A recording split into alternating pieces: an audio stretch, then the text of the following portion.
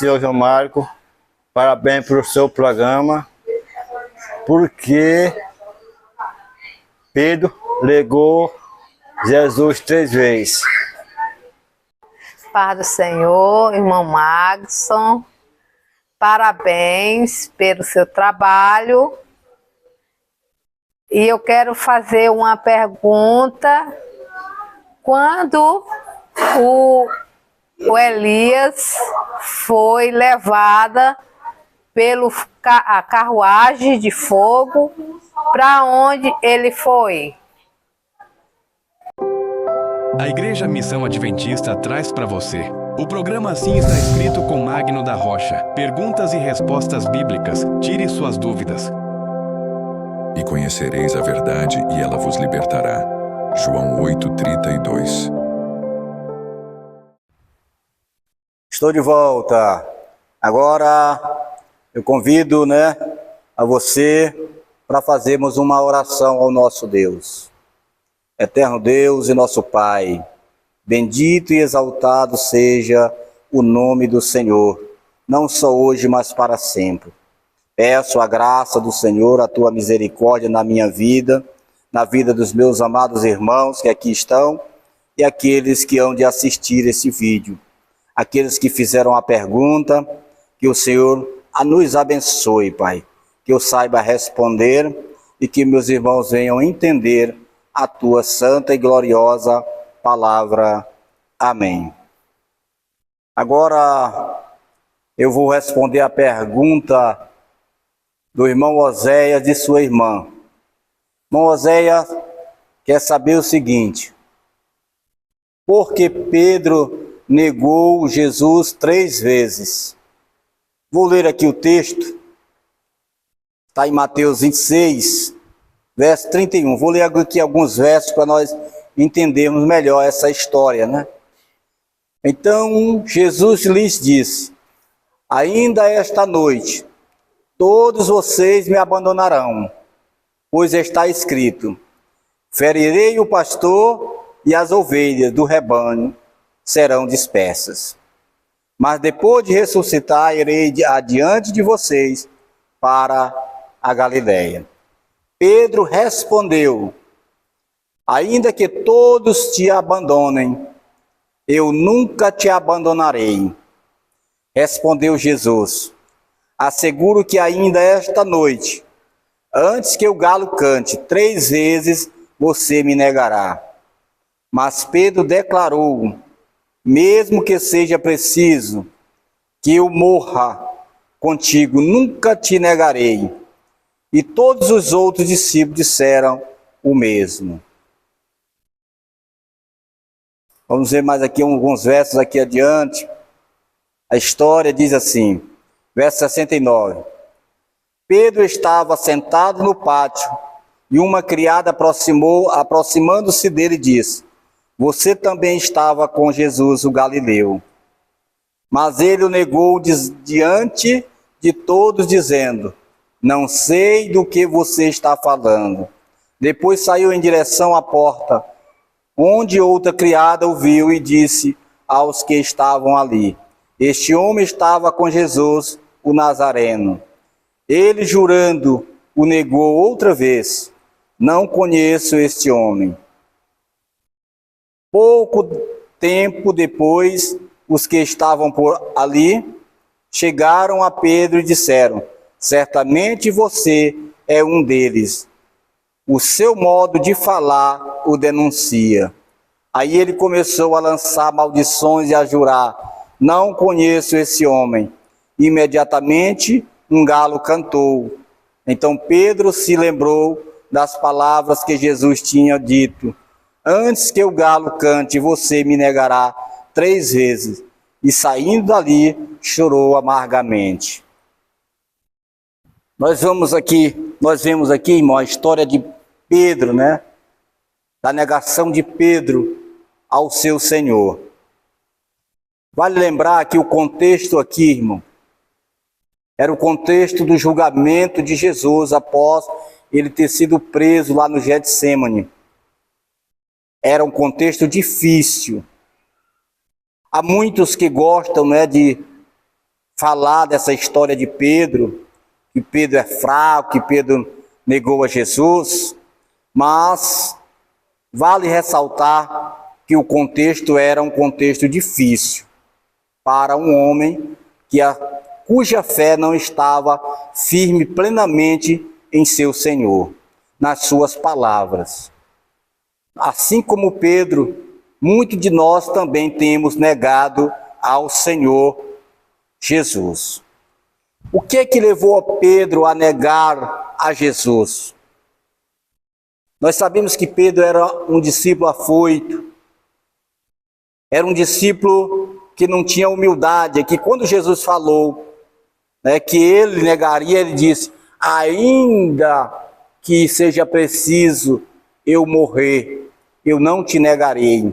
Mesmo depois de Jesus dizer, com toda a certeza de que ele iria negar, ele deveria ter pedido a Jesus misericórdia, mas ele confiou, no seu ser, no homem. Então assim também somos nós. Nós não devemos confiar em nós mesmos. Diz: maldito o homem que confia no homem. Ou seja, de confiarmos em nós mesmos, na nossa sabedoria, nos nossos sentimentos. Naquele momento Pedro estava sendo sincero. Os seus sentimentos eram sinceros. Ele acreditava que não negaria Jesus. Ele acreditava que poderia passar por qualquer prova pelo seu Senhor. Que levou ele a negar a Cristo? O medo. Pedro ficou com medo. A falta de força e fé. A exposição ao perigo. Como já falei, o contexto era do julgamento de Cristo. Se ele tivesse afirmado que realmente ele poderia ser preso, foi isso que ele pensou. Eu posso ser preso, eu posso ser chicoteado, eu posso ser morto. A carne recuou, a carne venceu o espírito, a sua fé desfaleceu. Ele não passou na prova, porque não era qualquer prova. Você sabe que os discípulos esperavam que Jesus se assentasse no trono de Davi, governasse, expulsassem os romanos e a nação de Israel voltasse a ser soberana, livre como era no passado. E agora Jesus preso, próximo a ser condenado, Pedro desfaleceu. Pedro negou a Jesus com medo de morrer. Mas tem um verso muito maravilhoso que diz assim: Jesus disse a Simão: Simão, Simão, Satanás vos pediu para se andar como trigo, mas eu roguei por ti para que tua fé não desfaleça. Mas quando tu te converteres, confirma os teus irmãos. Então Jesus sabia da vida de Pedro. Ele diz: quando tu te converter. Ele sabia das fraquezas de Pedro. Pedro estava aí há cerca de 3 anos e meio andando com Cristo. Não tinha a experiência daquele apóstolo que escreveu a primeira e a segunda carta, não é? Um homem firme, que mais tarde sim, as suas palavras foram confirmadas. Ainda que seja preciso morrer, eu não te negarei. Mas no momento da prova, da primeira prova, ele não passou. Mas a tradição diz que Pedro morreu crucificado e pediu para que a cruz fosse invertida. Ele fosse crucificado de cabeça para baixo. Então Pedro, aquilo que Jesus disse: Quando tu te converteres, confirma os teus irmãos, fortalece os teus irmãos. Foi o que Pedro fez depois. Essa lição serviu para que Pedro se tornasse alguém confiante plenamente na palavra de Jesus, nas suas promessas, que ele se tornasse humilde. Deus sabe lapidar os seus, irmãos.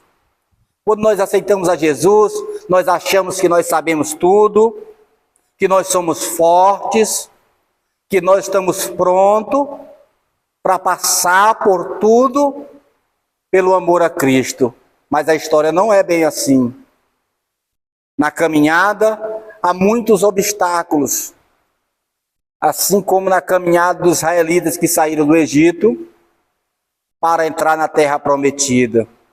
A prova do mar, a falta de água, foram muitas as provas. Assim também a nossa caminhada. E essa história está escrita para o nosso aviso, para que tenhamos o cuidado de não sermos exaltados,